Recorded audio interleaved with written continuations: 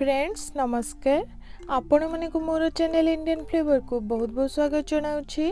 आज मुझे आपण मानक पई बहुत ही सिंपल उपाय रे चिकन थाली रो रेसिपी आशा करुछि थालीटी आपण मानक भल लागिबो। जदि भल लगे चैनल टी को सब्सक्राइब करने को भूलिबे नहीं। देरी न करी चलंतु रोसईटी को स्टार्ट करिबा। प्रथमे बनाइबी चिकन करी। गोटे पैन को मीडियम हीट रे गरम करी सेथिरे प्राय 4 चम्मच सोरिष तेल को देबी। तेल हल्का गरम हैला परे सेथिरे गोटे चम्मच जीरा को देउछि। तापरे सुखिला मसला सब को दे 30 रु 40 सेकंड पई हल्का भाजी नेबी। एबे दुईटी मीडियम साइज रो पियाज को बहुत ही छोट छोट काटी सेथिरे ऐड करि देबी। ता सह दुईटी कंचा लंका को मध्य देबी ओ टिके नरम हैला जाय हल्का भाजी नेबी।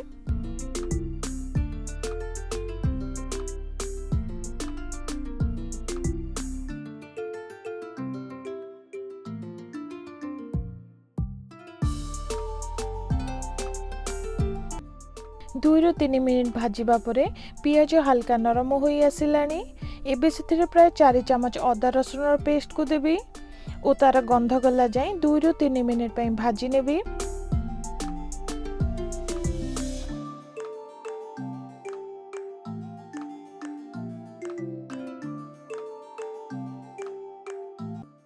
दुई रु 3 मिनिट भाजिबा परे गोटे टमाटो को काटी मिसाई नेउछि। एठी आपण माने टमाटो प्यूरी मध्य यूज करि परिबे। शीघ्र सिजिबा पई सेथिरे स्वाद अनुसार लूण को देउछि।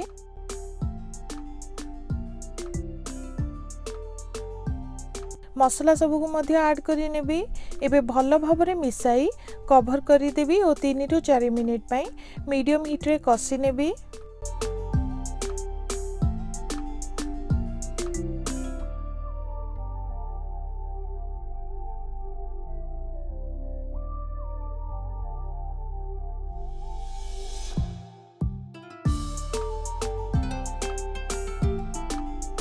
किछि समय कसिबा परे मसला रू तेल बाहरिबा स्टार्ट करि सारिलानी। एबे सेथिरे चिकन को ऐड करि दबा। एठी मु प्राय 1 केजी चिकन को नेछि।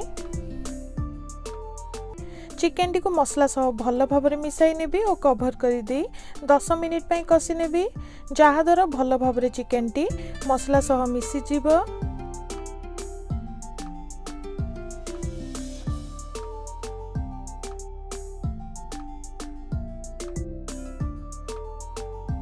10 मिनिट चिकन टी को कसिबा परे देखंतु चिकन टी मसला सह भल भाबरे मिसी जाइछि।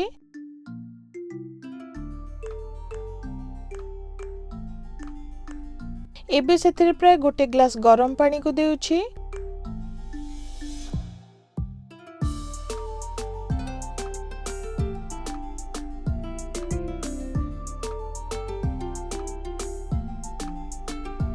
स्वाद बढ़ेबा पई 1 चम्मच चिकन मसला को देबी। एबे भल भाबरे मिसाई पुणी थरे 20 रु 25 मिनिट पई मीडियम हीट रे रांधी नेबी।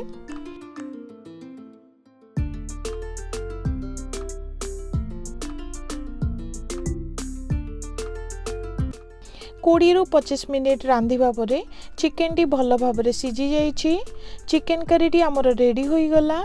सेथिरे किछि धनिया पत्र को काटी ऐड करि नेबी।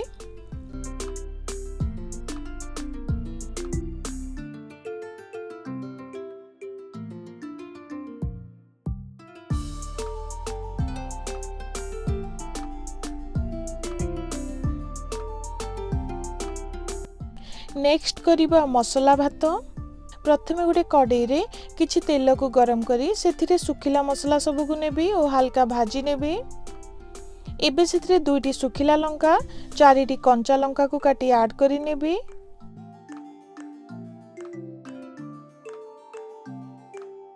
एबे गोटे पियाज को पतला पतला काटी मिसाई नेबी और टिके नरम हला जाए हल्का भाजी नेबी।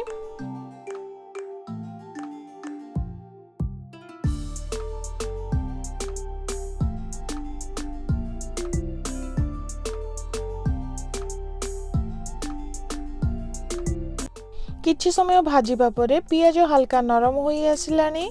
एबे सेथिरे 2 चम्मच अदा रसुन रो पेस्ट को देबी और 2 मिनिट पई भाजी नेबी टिके स्मेल गला जाए।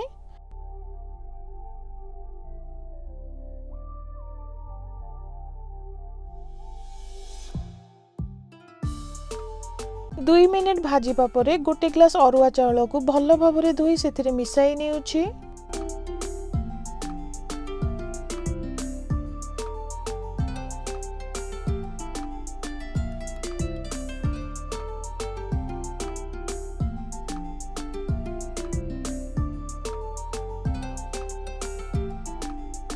प्राय आधे चम्मच जीरा गुंड, आधे चम्मच धनिया गुंड और आधे चम्मच लंका गुंड को देबी।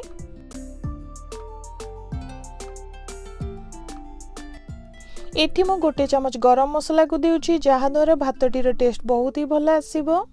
भल भाबरे सबको मिसाई नेबी और चाउल को गोटे मिनिट पई भाजी नेबी।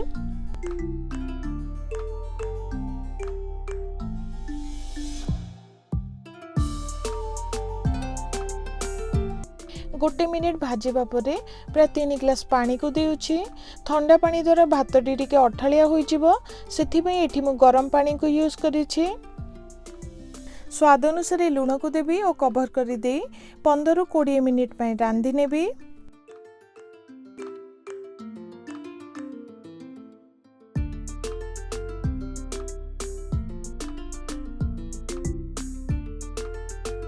फ्रेंड्स देखंतु मसाला भातटी रेडी होई गला। एबे किछि धनिया पत्र को काटी ऐड करि नबा। मसाला भात देखिबा को बहुत ही सुंदर होईछि। एबे दही रायता तैयारी करिवि। एठी मु किछि दही को नेछि। प्रथमे अल्प टिके कटा पियाज को देबी।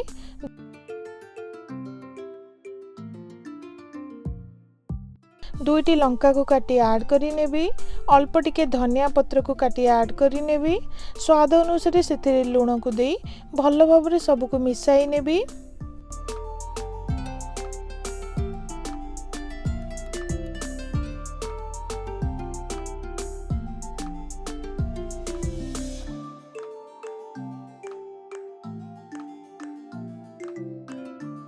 फ्रेंड्स दही रायताटी वर्तमान रेडी होई गला। एबे किछि तेल को गरम करी सेथिरे पांपड़ को छाणी नेबी।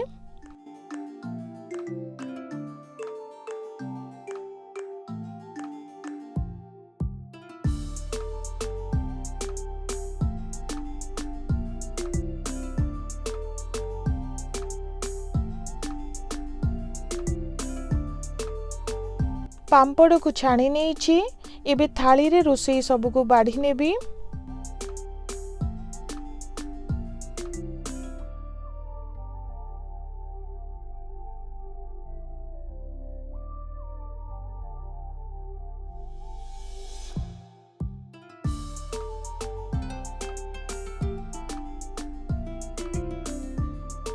फ्रेंड्स देखंतु सिंपल उपाय चिकेन थालीटी रेडी होई गला। आशा करुछि आजिर थालीटी आपण मानकु भल लागिथिबो। एही थालीटी को निश्चित ट्राई करिवे। केमिति लागिला निश्चित शेयर करिवे। मोर नेक्स्ट वीडियो पई चैनल टी को सब्सक्राइब करबा को भूलिबे नाही। रहुछि मोर वीडियो टी को देखिथिबारु आपण मानकु बहुत बहुत धन्यवाद।